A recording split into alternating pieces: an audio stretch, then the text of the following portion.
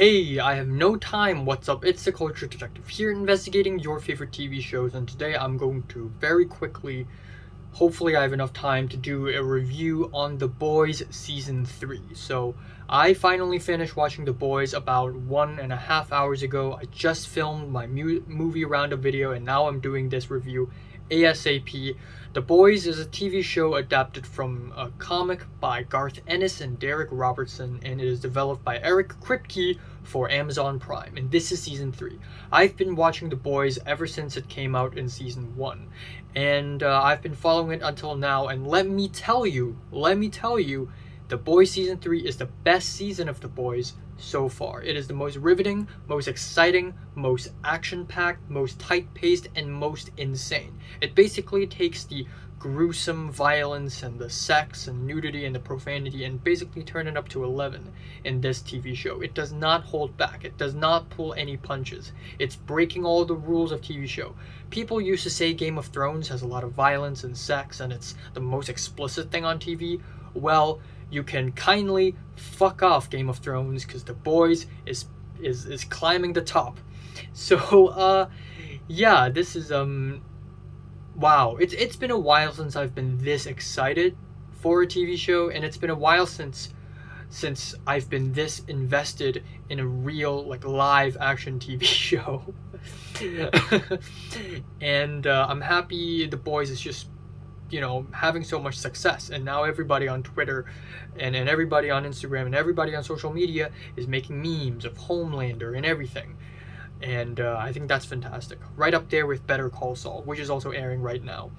But anyways, I have some notes for every single episode. Episode 1, Charlize Theron has a cameo, so that's cool.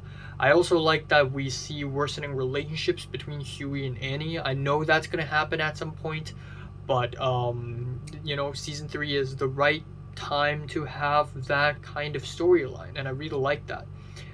And then on episode 2, I start to realize that every single episode starts with a video of sorts, whether it be inside a movie in episode 1, or a music video, or reality show, or an ad, or some sort of interview or something. Every single episode starts with a piece of media. And I really like that, because The Boys is a story that really heavily rely on the media, social media, mainstream media, news. Episode 3, my favorite scene has got to be Homelander forcing the Deep to eat an octopus. That is brutal. Not only is that a very brutal and disgusting scene, but also I like how bizarre it is. Normally, if we see some guy eating a live octopus, it's fucking gross. But seeing the Deep eat an octopus, and the Deep being the sea animal lover that he is, literally, yeah, it's tragic, and it's bizarre as well. Episode 4 starts off with an ad with A-Train stopping a police protest clash with a drink or something that literally is a reference to that stupid ass Kendall Jenner Pepsi commercial, and I just really fucking love it. I just really love it. I just really love The Boys for not only implying the social media and mainstream media in real life, but now it's not even implying anymore. It's straight up referencing it. It's not holding back. People will watch the scene and they will immediately know it's referencing that Kendall Jenner ad. They're not even trying to be subtle with it, and I just love it. They're just not holding it back. And I just love how unpredictable The Boys has become with the Temp V. That is so... I wouldn't have expected that. If I had to write The Boys, I wouldn't write the main characters taking Temp V or anything like that. That's crazy. One of the death scenes is really shocking, so I don't want to spoil it too much, but within Vought, there has been a lot of feud. There has been beef between the heroes, between the 7, and the story is written in a way where it sort of sets up, wow, there's going to be like a coup where a bunch of heroes will fight Homelander. Psych, that is broken. That dream is broken immediately, and that's amazing. Stan Edgar, what happened to him is also kind of a shocking twist in my opinion. Giancarlo Esposito is amazing as Stan Edgar, and I really love scenes where he and Homelander talk to each other because it's rare to see someone this fearless against Homelander from the start. And of course, there are multiple characters who are fearless against Homelander now, but Stan Edgar, he's just such a boss. He's just such a badass. And I hate to say it because Stan Edgar is arguably just as morally corrupt and just as evil as Homelander. I mean, Homelander is evil like a man-child, but Stan Edgar is a legitimately evil, calculated, manipulative man. And so everyone's fucked up in a way in The Boys. Everybody's not perfect at all, aside from maybe Starlight or something. Next up, we have episode 5.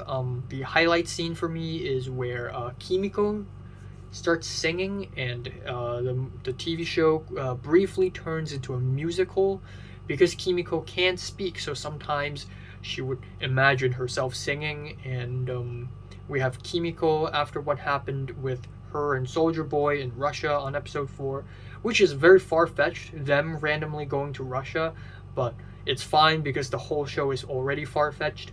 Another highlight of that episode is a Seth Rogen's cameo. Seth Rogen's cameo as this ugly, fat bastard jerking off to Crimson Countess, who is like doing an OnlyFans or something. Except this time it's not OnlyFans, it's Only Soups. And wow, I mean, I don't know any other TV show right now who does social media and does the internet justice as The Boys do. Because again, The Boys rely so much on social media and the internet, and things like this do really happen. And I just really applaud the writers for thinking of all these different ideas to make superheroes even more degenerate. With episode 1, a superhero who can turn tiny going into a guy's penis and then sneezing and then blowing up the guy, to this Crimson Countess secretly doing friggin' porn and OnlyFans, and then to Herogasm, which is next episode, which is even more fucking insane. So yeah, Herogasm is easily the craziest episode of The Boys I've ever watched, and it's so crazy that it's even crazy for my standards. Throughout the whole season 3, I was like, I haven't seen any nudity. There's sex scenes, and there are scenes that are like sexual, but I haven't seen any nudity yet. Why? Did the producers tone it down? Like what's happening? And I finally understood why. Because they've been holding off the nudity until Herogasm, where a bunch of C-list heroes decide to hold an orgy at the TNT Twins' house, where the climax of that episode took place. And it is absolutely insane because this is basically a lot of the storylines of the show coming together and reaching a peak, whether it be Homelander finally meeting Soldier Boy, or it be William Butcher finally being able to fight Homelander, and also A-Train's arc, where A-Train tries to take revenge against Blue Hawk. So all these storylines come together to a peak, and it is absolutely insane. It's mayhem, it's chaotic, and it is unapologetic as ever. And we have episode 7. And this is an episode that feels so much more somber and sad in tone. And I kind of like this new direction that it's going, because if The Boys is constantly super exciting and intense, then it's going to go numb at one point, just like how Money Heist screwed itself over. And we have the William Butcher flashbacks in this episode, which is, in my opinion, really well done, because this is the show being really serious with no comedy whatsoever. And I especially like the flashbacks because it's so grainy. There's sort of a grainy texture that they did, and the color grading, that it just made it feel so old and almost dreamlike. And then on the same episode, we have Black Noir cartoon. So Black Noir from the beginning has always been this mysterious character, but we finally see who he is. on this episode, with him living in his own world with these cartoon characters, and we even have these cartoon characters interact with real life elements, which I think is really cool. This is when The Boys sort of flex off a little bit of its artsiness. And finally, we have episode 8, which is the finale, and I pretty much got what I asked for: a final showdown, epic showdown. Some fans are a bit disappointed, and I could understand why, but what more could you ask for? If you want a final showdown, and if you want Homelander to die or something, then there will not be a season 4. So obviously Homelander has to stay alive at the end, and that's the only logical way that season 3 is going to end.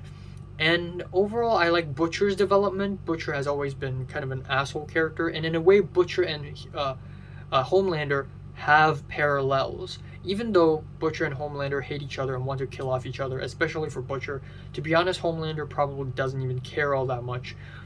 But both Butcher and Homelander are like opposite sides of the spectrum, but they're also very similar in a way, with how Homelander runs the Seven and with how Butcher runs the Boys, the team. And I really like Butcher's development. After the flashback that he goes through on episode 7, he tries to change and be kinder of a person, and it really shows. And I also like how Vought and Homelander have become a totally fascist, right-wing leaning corporation and figure, where in the beginning it's very media safe. It tries to cater to the LGBTQ community, to the liberals, and mainstream media, haha. It's all about the appearance. But now it's not even trying. It's turned fully right wing, and I really like that. And overall, I just really love The Boys, and this is definitely one of the most American TV shows I've ever seen, because it represents the American society so damn well. This isn't even about superheroes. The Boys, is about rich people, mainstream media, Hollywood, and is about the powerful people of America and corruption within these powerful ranks. And it just does social commentary so well. It does it so well. It's so much better than Don't Look Up. I just get reminded every time I watch something that has great socio-political commentary, it just makes Don't Look Up even worse for me, because The Boys is just so good at doing socio-political commentary. And again, a lot of movies and a lot of TV shows fuck that up, because it doesn't understand how the internet works, and it doesn't fully show and take time to show how powerful people influence media, influence journalism, and how powerful people pull strings and cover things up against the public, and how people are radicalized, whether they be left wing or right wing or whatever. It shows these things all across the spectrum, with Janine's stepfather, who is a very heavy Homelander worshiper, to Homelander himself, his psychology, what goes on around him. And The Boys just cover pretty much every single inch in that spectrum, thus providing such a great socio-political commentary. And I'm just going to leave it at that. Really good TV show, really enjoying it. Very gross, very disgusting, very wild, kind of funny, kind of scary. I like it. I'm giving The Boys Season 3 a strong 9 out of 10. So, have you watched The Boys Season 3? From 1 to 10, it's rated, like, and subscribe if you want more, and thanks for watching.